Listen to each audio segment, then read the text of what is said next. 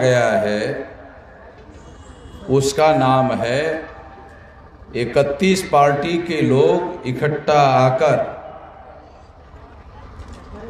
उन्होंने ये राष्ट्रीय परिवर्तन मोर्चा नाम का गठबंधन बनाया है। अभी ये गठबंधन उत्तर प्रदेश में काम करेगा और आने वाले समय में 2024 में जो लोकसभा का चुनाव होगा उसमें राष्ट्रीय स्तर पर काम करेगा। इसके लिए राष्ट्रीय परिवर्तन मोर्चा बनाया गया है। जब बनाया गया था तो 31 पार्टी के लोग थे। कल जौनपुर में आदिवासियों की भी एक पार्टी शामिल हो गई, तो अब ये आंकड़ा 37 पार्टी तक हो गया है और दिसंबर तक ये 40-41 पार्टी का हो जाएगा और चुनाव के प्रक्रिया के दौरान ये 60 पार्टियों का हो सकता है, ऐसा मेरा अनुमान है, क्योंकि इतने सारे लोग संपर्क कर रहे हैं। उसके आधार पर मैं ये बात बोल रहा हूँ। जैसे 2004 में कांग्रेस की सरकार बनी तो कांग्रेस ने सोनिया गांधी ने यूपीए बनाया, यूनाइटेड प्रोग्रेसिव अलायंस। ये कांग्रेस के द्वारा बनाया गया गठबंधन है। इसमें 20-22 दल से 24 दल से ज़्यादा लोग शामिल थे और अटल जी और अडवाणी जी ने मिलकर, दोनों ने मिलकर ये एनडीए बनाया, नेशनल डेमोक्रेटिक अलायंस। तो ये बीजेपी के द्वारा बनाया गया गठबंधन है। और ये जो राष्ट्रीय परिवर्तन मोर्चा है, ये राष्ट्रीय परिवर्तन मोर्चा शेड्यूल कास्ट के, शेड्यूल ट्राइब के, नॉमिडिक ट्राइब के लोग और ये एमबीसी, ओबीसी, माइनॉरिटी में मुस्लिम, सिख, ईसाई, बुद्धिस्ट, जैन, इतने सारे लोगों के जो दल है उन लोगों ने मिलकर 85% के जो लोग हैं उन्होंने मिलकर के ये राष्ट्रीय परिवर्तन मोर्चा बनाया है। हिंदी में ये राष्ट्रीय परिवर्तन मोर्चा है, अंग्रेजी में राष्ट्रीय के लिए आर ले लिया, परिवर्तन के लिए पी ले लिया, मोर्चा के लिए यम ले लिया, तो ये आरपीएम हो गया।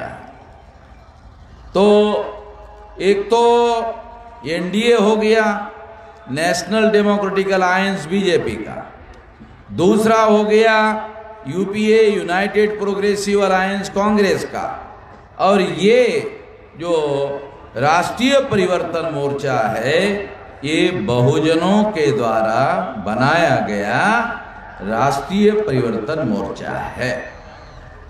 यूपी में बहुजनों को कुछ लोग बहुजन शब्द का अर्थ निकालते हैं और कहते हैं बहुजन का अर्थ है शेड्यूल कास्ट। बहुजन का अर्थ शेड्यूल कास्ट नहीं होता है। उत्तर प्रदेश में शेड्यूल कास्ट की संख्या 21% है और सारे देश भर में 18% है। तो 18% शेड्यूल कास्ट के लोग बहुजन नहीं माने जा सकते हैं, क्योंकि 18 को बहुजन मानेंगे तो 18 को माइनस करो 100 में से 82% लोग और बाकी रहते हैं। तो 82% लोग ज्यादा होते हैं, बहुजन होते हैं, तो शेड्यूल कास्ट को बहुजन नहीं माना जा सकता। तो बहुजन शब्द का क्या अर्थ है? बहुजन शब्द का अर्थ है schedule caste, schedule tribe, nomadic tribe, MBC, OBC और इनसे कन्वर्टेड माइनॉरिटीज, मुस्लिम, सिख, ईसाई, बुद्धिस्ट, जैन, लिंगायत, इतने सारे मिलकर ये बनता है बहुजन। इनसे मिलकर बहुजन बनता है और इन लोगों ने मिलकर राष्ट्रीय परिवर्तन मोर्चा RCM ये गठबंधन बनाया और ये गठबंधन चुनाव लड़ेगा। उत्तर प्रदेश में एक गठबंधन चुनाव लड़ेगा और 403 विधानसभा में लड़ेगा। वैसे बहुजन मुक्ति पार्टी ने ऐलान किया था कि हम अकेले ही 403 पर लड़ेंगे, तो हमने उनको कहा कि क्या आप अकेले बीजेपी को परास्त कर सकते हो यूपी में? तो उन्होंने कहा कि नहीं, हम अकेले नहीं परास्त कर सकते। तो इसलिए हमने कहा फिर तो गठबंधन बनाना होगा और फिर आगे बढ़कर महागठबंधन बनाना पड़ेगा। जब महागठबंधन बनेगा तब जाकर के बीजेपी को परास्त किया जा सकता है।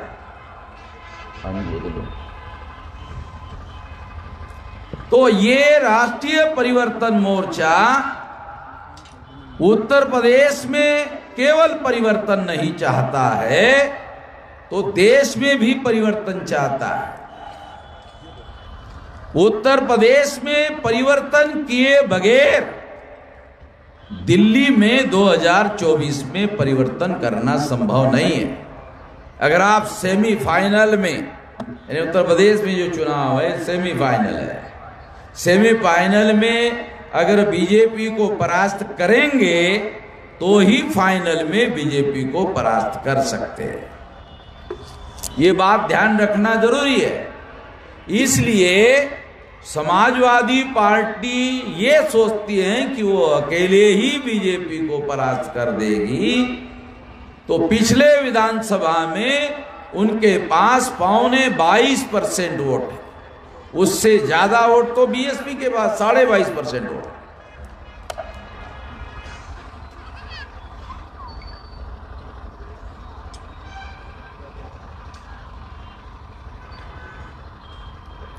तो अकेले समाजवादी पार्टी बीजेपी को परास्त नहीं कर सकती, मगर इस देश में pro BJP media Samajwadi party में हवा भरने का काम कर रही है कि नहीं नहीं, मुख्य विपक्षी पार्टी तो समाजवादी ही है। हवा भर रहे हो, उसको बोलते हैं पंपिंग करना, पंपिंग करना। तो पंपिंग से क्या होता है, वो जो बलून होता है वो ऐसा, वो हवा भरने से ऐसा ऐसा हो जाता है। तो ये राजनीति है। मतलब एक तो होता है ऑक्सीजन और एक जो हवा है ना भरी जाती है, इससे आदमी के फटने का खतरा पैदा हो जाता है। ये हवा बहुत खराब होती है और ये प्रो बीजेपी मीडिया ये हवा भरने का काम कर रही है। तो इसलिए इससे समाजवादी पार्टी को सावधान रहना बहुत जरूरी है। यदि समाजवादी पार्टी सावधान नहीं रही तो चुनाव में जिस दिन रिजल्ट आएगा उस दिन रिजल्ट विरोध में आएगा और पश्चाताप करने का उनके ऊपर प्रसंग आ जाएगा। ये ध्यान रखना बहुत जरूरी है। तो इसलिए हम लोगों ने जो परिवर्तन का नारा लगाया है, इसलिए राष्ट्रीय परिवर्तन मोर्चा बनाया। और ये राष्ट्रीय परिवर्तन मोर्चा इस देश में, प्रदेश में परिवर्तन लाने के लिए बनाया गया है। तो इसलिए हम लोग परिवर्तन कैसा लाएंगे, तो पहले छोटे, मध्यम और राज्य स्तर के जो दल है उनका मिलाकर हमने गठबंधन बनाया है। और अब अगर समाजवादी मान लेती है तो मिलकर महागठबंधन बनाएंगे और जिस दिन महागठबंधन बनेगा दूसरे दिन बीजेपी परास्त हो जाएगी, दूसरे ही दिन। यदि समाजवादी नहीं मान लेती है तो निराश होने की हमें जरूरत नहीं है। कांग्रेस वाले, उनकी पार्टी भी नेशनल लेवल की पार्टी है, समाजवादी तो नेशनल पार्टी नहीं है, कांग्रेस पार्टी भी है। तो कुछ महानुभावों ने हमें सलाह दिया कि कांग्रेस पार्टी के साथ गठबंधन करने से तो विचारधारा का क्या होगा। विचारधारा जो है कांग्रेस की अपनी जगह रहेगी, हमारी अपनी जगह रहेगी। लोग हमको पूछते आपके विचारधारा का क्या होगा, तो हम कहते यही सवाल राहुल जी को पूछो, यही सवाल प्रियंका जी को पूछो कि मेश्राम जी तो कांग्रेस के बारे में ऐसा ऐसा कहते हैं, फिर भी आप उनके साथ गठबंधन क्यों कर रहे हो। हमें अकेले क्यों पूछ रहे हो, उनको भी पूछो कि आपके विचारधारा का क्या होगा। तो विचारधारा उनकी उनके पास, हमारी हमारे पास common minimum programme for governance बनाया जा सकता है और गठबंधन बनाकर महागठबंधन बनाया जा सकता है। जिस दिन कांग्रेस के साथ महागठबंधन बन जाएगा और महागठबंधन का प्रोपेगेंडा यूपी में होगा तो 19% मुसलमान महागठबंधन के साइड में खड़े हो जाएंगे। और जिस दिन 19% मुसलमान महागठबंधन के समर्थन में खड़े हो जाएंगे, उस दिन समाजवादी पार्टी तीसरे और चौथे नंबर पर चले जाएगी। एक कैलकुलेशन मैं इस आधार पर कह रहा हूं कि मुझे उस समय 90 के समय में महाराष्ट्र का मैं स्टेट प्रेसिडेंट था, तो मुझे राष्ट्रीय स्तर की जिम्मेदारी लेकर उत्तर प्रदेश में 90 में भेजा गया था। मैं 90 से यूपी में हूं, तो राजनीतिक धरातल की जो जानकारी यूपी की है वो मैं 90 से जानता हूं। 90 से 2000 और 21 साल 31 साल से इधर हूं यूपी में। मैं राजनीतिक धरातल जानता हूं यूपी में क्या है। तो इसलिए ये बात हो सकती है, ये परिस्थिति हो सकती है, और इसलिए आने वाले समय में और विकल्प है। एक, उसके साथ साथ इस महागठबंधन में ओवैसी भी शामिल हो सकते हैं।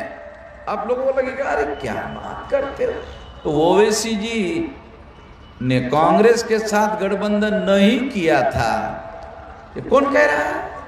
उधर जगन मोहन रेड्डी जी के पिताजी डॉक्टर राजशेखर रेड्डी मुख्यमंत्री थे आंध्र प्रदेश के, तब वो ओवैसी उनके साथ कांग्रेस के साथ मिलकर चुनाव लड़ते थे।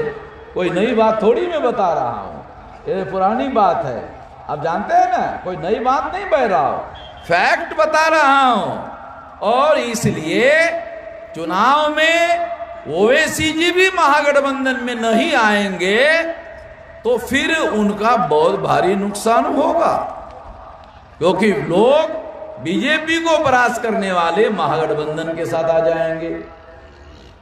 मैं कैलकुलेशन उन लोगों को समझा रहा हूं, और ज्यादा से ज्यादा चुनाव घोषित होने के पहले महागठबंधन बन जाएगा। मैं इतना आप लोगों को बोल रहा हूं, प्रोग्रेस इतना ज्यादा हो चुका है कि चुनाव घोषित होने के पहले पहले महागठबंधन घोषित हो जाएगा यूपी में। मैं इतना बता रहा हूं नतीजा, पर्दे के पीछे नहीं बता सकता, अभी नतीजा बता रहा हूं कि चुनाव घोषित होने के पहले पहले महागठबंधन बन जाएगा। आप बोलेंगे कैसे बनेगा, हम बनाएंगे, हमारे पास क्या काम धंधा है, यही काम धंधा है और कोई काम धंधा थोड़ी है। तो इसलिए ये बनेगा और सेमीफाइनल में बीजेपी को परास्त किया जाएगा। दिल्ली से फ्लाइट लेकर गोरखपुर गया और एरोप्लेन से उतरा और बाहर निकलने लगा तो गोरखपुर एयरपोर्ट का नाम पड़ा, बड़े अक्षरों में नाम पड़ा, तो लिखा था गोरक्षनाथ एयरपोर्ट। गो, ध्यान दे के सुनो, भाषा अगर थोड़ी जानते हो, मैं मराठी भाषिक आदमी हूं, हिंदी भाषिक नहीं हूं, मगर भाषा को थोड़ा अच्छी तरह से जानता। लिखा था गोरक्षनाथ एयरपोर्ट। तो हमने सोचा अरे गोरखनाथ एयरपोर्ट का गोरक्षनाथ कैसे हो गया?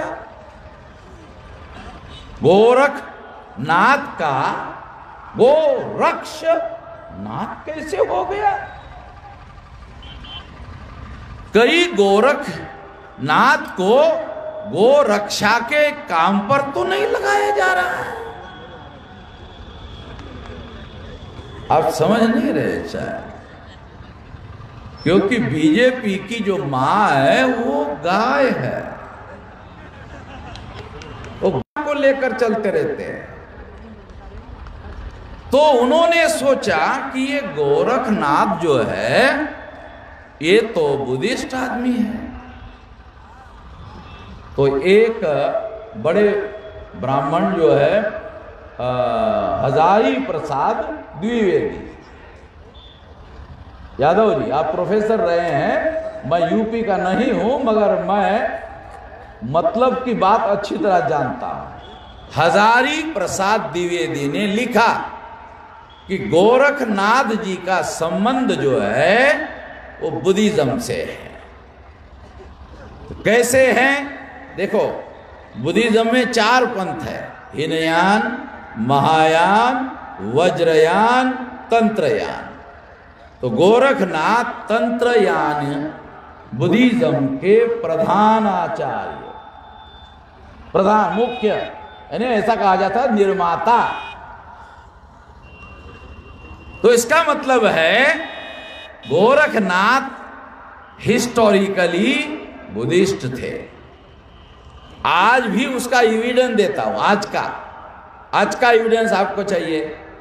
तो ये आरएसएस बीजेपी के जितने साधु होते हैं वो बहुत जटाधारी होते हैं, जटाधारी है, होते ना जटाधारी, मगर योगी जटाधारी नहीं है। बौद्ध भिक्षुओं की तरह पूरा चंपी किया हुआ रहता है। देखा है? देखो कभी भी योगी जो है वो बाल नहीं बढ़ाता है, उसका गुरु भी नहीं बढ़ाता था। गोरखनाथ भी इसी तरह से रहते थे। ये बुद्धिस्ट परंपरा है। जो मॉन्क होता है, भिक्षु होता है, वो चंपी करता है, साफ करता है। योगी भी करता है। भिक्षु भगवाधारी होते थे, ये भी भगवाधारी है। भगवान आरएसएस का थोड़ी है, ये बुद्ध से चुराया हुआ है। आरएसएस ने भगवा रंग चुराया हुआ है। ये चोर है और सट्टल में चोरी करते हैं तो कहते हैं डकैत होते हैं। तो ये डकैत है। संगठन का नाम रखा संघ। दुनिया में विशाल संगठन बनाया था भिक्षुओं का बुद्ध ने, तो नाम रखा था संघ। यादव जी हिस्टोरिकल बातें बोल रहा हूं, काल्पनिक नहीं, बगैर एविडेंस की कोई बात नहीं। संघ शब्द भी आरएसएस ने भिक्षु संघ से उधार लिया।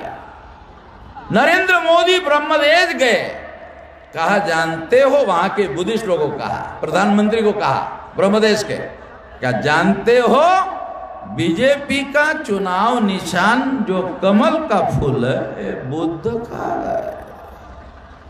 चला वो भी चुरा लिया है। कोई तो बात बताओ भाई, तुमरी है, तुम्हारी कुछ है, क्या है तुम्हारा? सारा सब उधार उधार उधार, सब लूटा हुआ है। क्या है?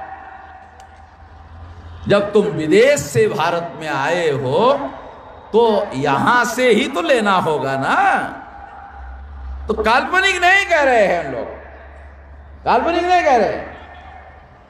ये सारा का सारा इसलिए हम चौंक गए कि अरे ये गोरखनाथ का गोरक्षनाथ कैसे हो गए। तो ये इतिहास बदलना चाहते हैं।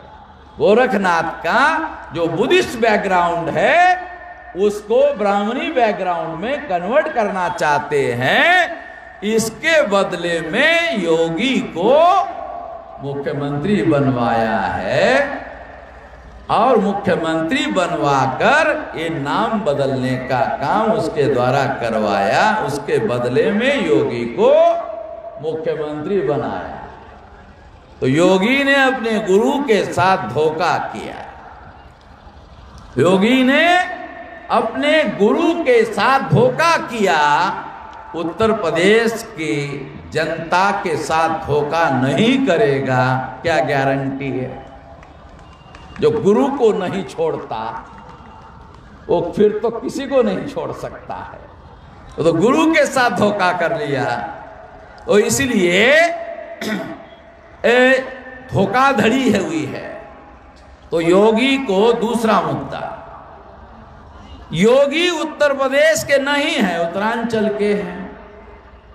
और आप उत्तरांचल में जाओ, नगर पालिका में उसके बाप दादा का नाम, नंबर घर का उत्तरांचल में लिखा हुआ है। इस हिसाब से देखा जाए तो बीजेपी ने उत्तर प्रदेश के 23 करोड़ जनता के साथ धोखा किया और बाहरी आदमी को उत्तर प्रदेश का मुख्यमंत्री थोपा। जबकि केशव प्रसाद मौर्य के नाम से वोट मांगा। केशव प्रसाद मौर्य को मुख्यमंत्री नहीं बनाया, बैकवर्ड के साथ 52% धोखा किया और फिर योगी को मुख्यमंत्री बनाया।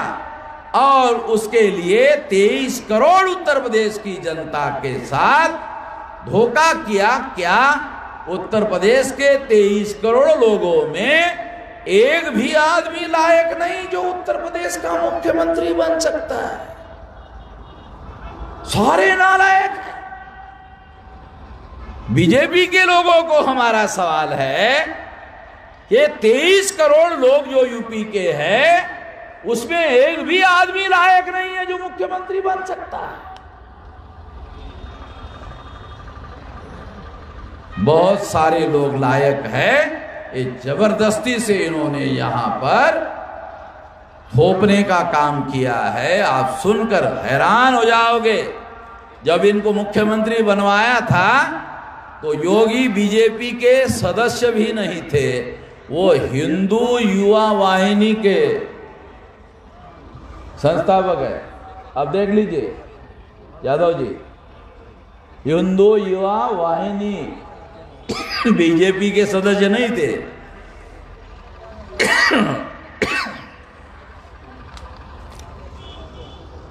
तो इस तरह से साथियों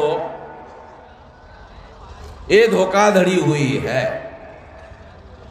दूसरी बात, अभी कुछ दिन पहले विद्यार्थियों को रोजगार देने के नाम पर परीक्षा दिलवाई गई और पेपर लीक हुए ऐसा कहकर परीक्षा रद्द कर दी गई।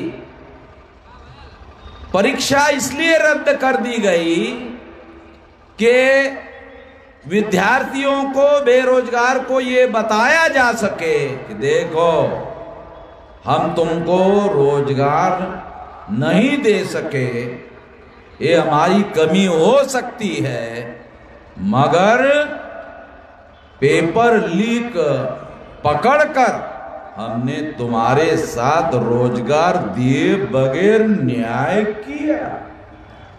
कितने शैतान दिमाग के लोग हैं भाई, कितने शैतानी दिमाग के लोग हैं। रोजगार देंगे भी नहीं, फिर भी बोलेंगे देखो तुम्हारे साथ अन्याय नहीं होना चाहिए, इसलिए हमने ये लीक हुआ पेपर पकड़ा और आपको इस अन्याय होने से रोका। रोजगार दिया किसी को नहीं। तो इस तरह से ये धोखाधड़ी करने का काम ये लोग कर रहे हैं।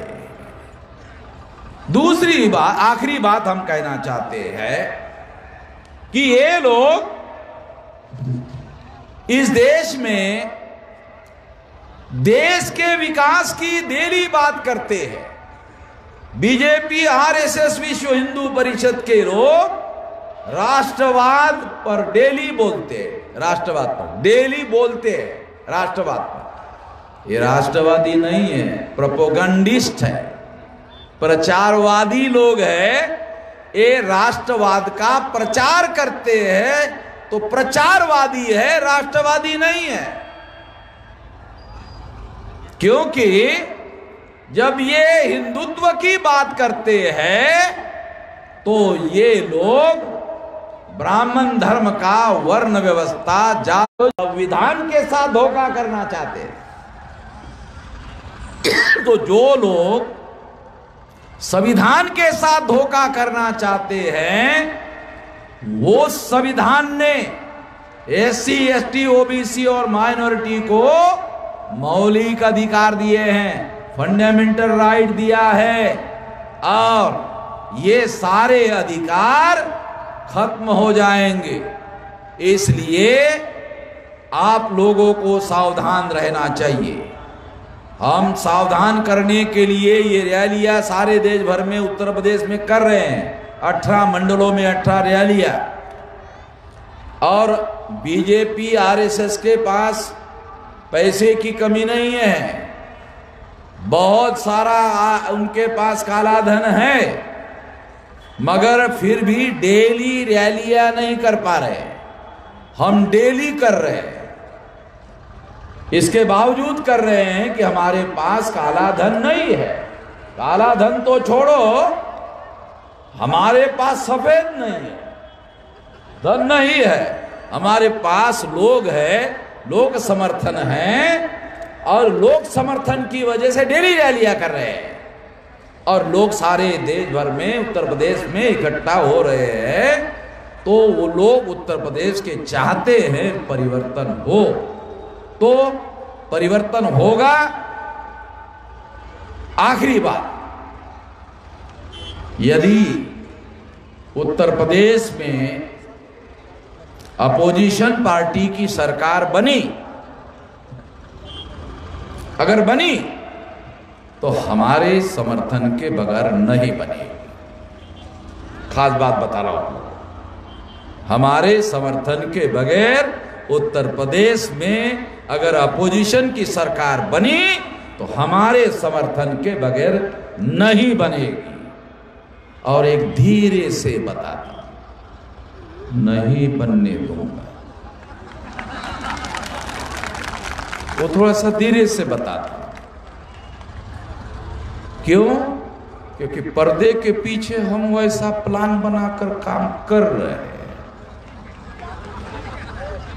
जो हमारे साथ धोखाधड़ी करेगा उसको हमारे उपद्रव की ताकत बख्शेगी नहीं। हमारे पास उपयोगिता वाली ताकत है और उपद्रव वाली भी ताकत है। दो ताकतें हमारे पास है, एक उपद्रव वाली ताकत, एक उपयोगिता वाली ताकत। तो चुनाव के पहले हम उपद्रव करेंगे और चुनाव के बाद उपयोगिता सिद्ध करके हमारे समर्थन की सरकार बनाएंगे। बीजेपी की सरकार बनने नहीं देंगे। इसके लिए आपको साथ सहयोग करना है। इतना ही कहता हूँ।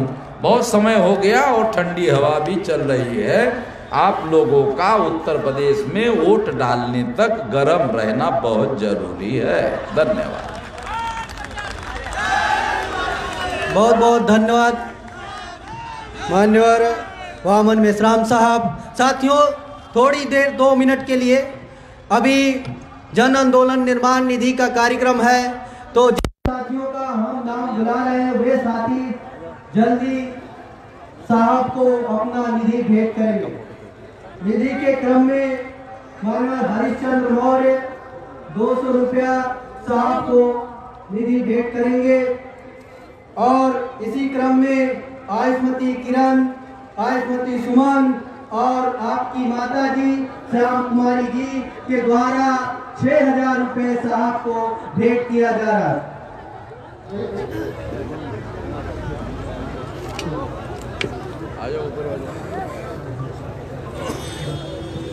और निधि के क्रम में इस जन समूह से 1-1 रुपया जन आंदोलन निर्माण निधि के तौर पर कलेक्ट कर जिसको सुपुर्द करेंगे मान्यवर राजू पाल जी।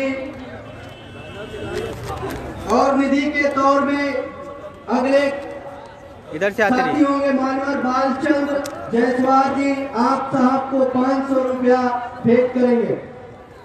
और निधि के अगले कार्यक्रम में मान्यवर कौशल मेश्राम प्रदेश सचिव भारतीय विद्यार्थी मोर्चा उत्तर प्रदेश, आपके सभी साथियों के द्वारा, इनके टीम के द्वारा साहब को 200 रुपया इधर हो गया। आइए आइए आइए।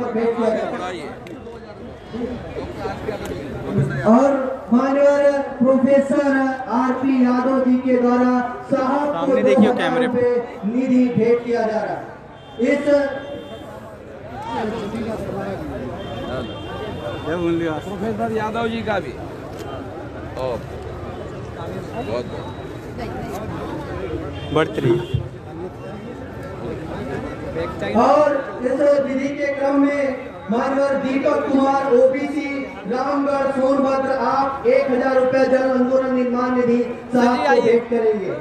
इसी निधि के क्रम में मानवर रामचंद्र एसपी बाबू साइड में होते जाओ, साइड में 1000 रुपया आप सबको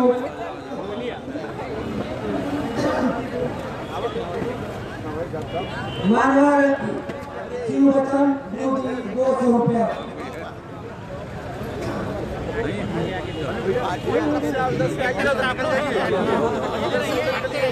मानवर धर्मेंद्र सरोज बाम से 500 रुपया आपको भेंट करेंगे।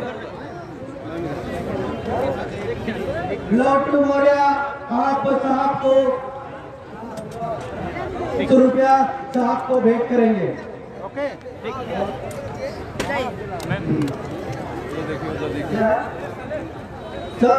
मानवर संग्राम 500 रुपया साहब को भेंट करेंगे।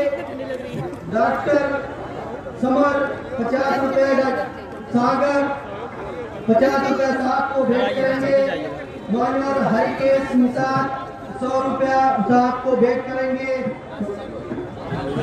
मानवर श्रवण कुमार जी, आप 100 रुपया साहब को भेंट करेंगे।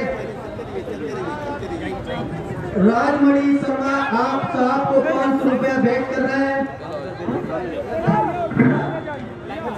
प्रकाश सिंह महात्मा मेनगर विधानसभा पूर्व प्रत्याशी, आप साहब को 100 रुपया भेंट करेंगे।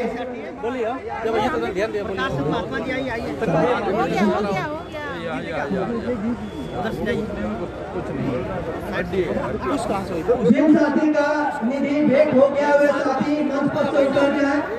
जिन साथियों का निधि का कार्यक्रम हो चुका है वे साथी मंच खाली कर दे। जिन साथियों का वॉलंटियर साथियों से अपील है कि मंच खाली कराया जाए। जिन साथियों का निधि का कार्यक्रम हो चुका है वे साथी मंच को जल्द से जल्द खाली करें ताकि दूसरे साथी निधि भेंट कर सके। आइए और कोई है, आइए आगे बढ़ते रहिए, बढ़ते रहिए आराम से 2 कुसुमराव बौद्ध जी, आप साहब को 500 रुपया भेंट करने जा रहे हैं।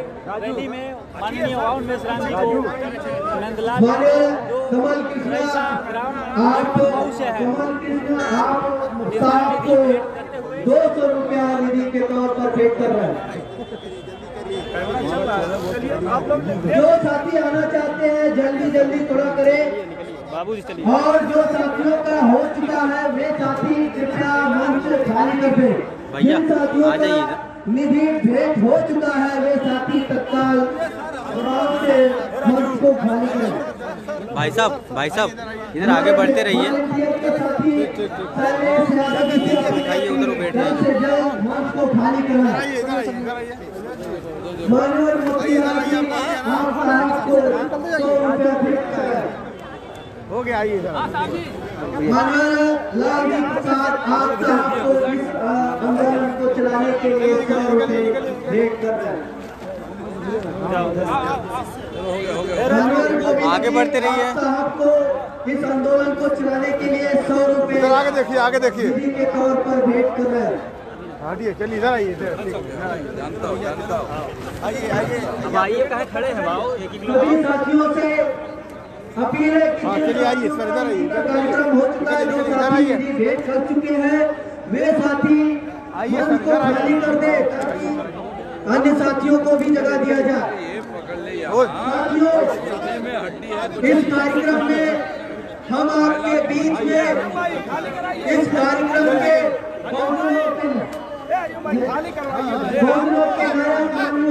मेसराम साहब के कार्यक्रम में उपस्थित है। आप साहब को निधि भेंट करना चाहती हैं तो मैं निवेदन करूंगा आप साहब को निधि भेंट। आप निकलिए, उधर निकलिए। और इस कार्यक्रम के अतिथि आप कहाँ जा रहे हो? उधर भाई साहब उधर हो जाइए ना, हो गया तो बढ़ते रहिए। आप बनारस से हैं, साहब को 100 रुपया भेंट करना चाहती है। माननीय अखिलेश यादव जी आप साहब को 100 रुपया भेंट करना चाहते हैं। अभी खिंचवा लेना, चलो पीछे, चलो अभी खिंचवा लेना, चलिए अभी पीछे चलो। इस कार्यक्रम एक मिनट अभी खिंचवाना यार, काम हो रहा है। घोषणा करने के लिए हम आमंत्रित करना चाहते हैं माननीय अभिमन्यु प्रधान जिला अध्यक्ष भारत मुक्ति मोर्चा, आप आए और इस कार्यक्रम का धन्यवाद ज्ञापन करते हुए इस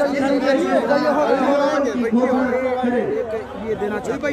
धन्यवाद साथियों। ये बहुजन परिवर्तन मोर्चा के समर्थन में भारत मुक्ति मोर्चा बहुजन क्रांति मोर्चा की जो महारैली की गई है, उस महारैली को सफल बनाने में जो हमारे कार्यकर्ता साथी, जो समर्थक साथी, जो हमारे डेलीगेट, जो हमारे बहुजन समाज के लोग उपस्थित हुए तथा मीडिया के साथी तथा जो वाहन के साथी और टेंट और कुर्सी बढ़ते रहिए भाई साहब, बढ़ते सभी साथियों का हम तहे दिल से आभार प्रकट करते हैं, धन्यवाद ज्ञापित करते हैं तथा इस महारैली के समापन की घोषणा करते हैं।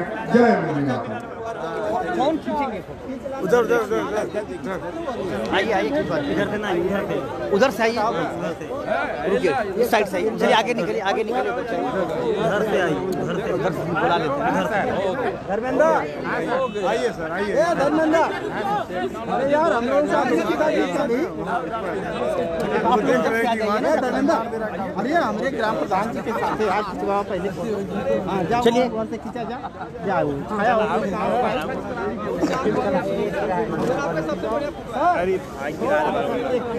प्रधान जी हैं आपके साथ। हाँ प्रधान जी है, प्रधान।